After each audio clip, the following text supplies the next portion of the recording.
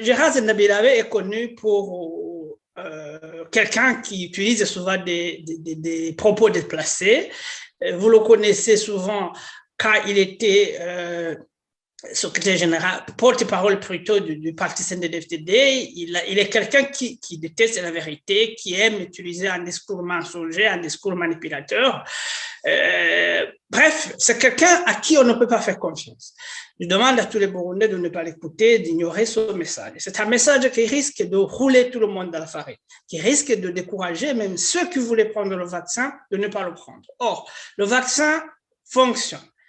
Le vaccin aide à se prévenir contre le coronavirus. Même si vous attrapez le coronavirus, vous êtes mieux placé pour guérir le coronavirus et pour que celui qui n'a pas pris le vaccin.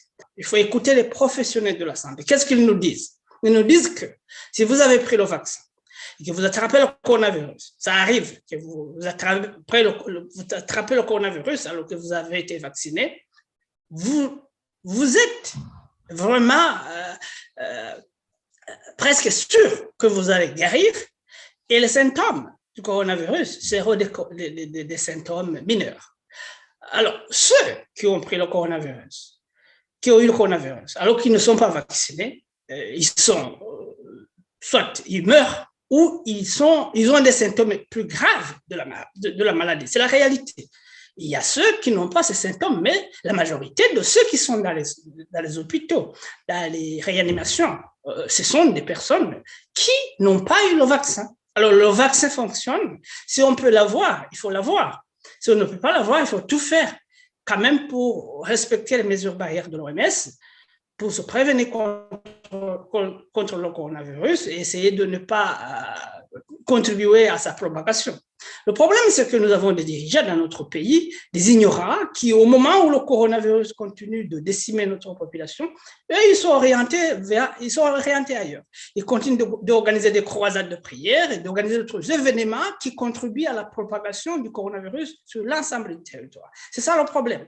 Parce que c'est pas seulement au Burundi, nous avons vu même dans notre pays, c'est pas beaucoup, où des dirigeants irresponsables ont laissé le coronavirus se propager sur l'ensemble du territoire d'une manière incontrôlée. Et la réalité, c'est que des personnes meurent comme des moutons, alors que les dirigeants qui auraient pu les guider dans cette lutte contre le coronavirus se sont souvent eux-mêmes vaccinés secrètement. Alors, je vous dis la vérité, nous n'avons pas d'État au Burundi. La carence de l'État pendant cette période de pandémie, c'est un problème majeur. Les Burundais doivent le comprendre. Nous devons prendre des mesures palliatives à cette absence de l'État.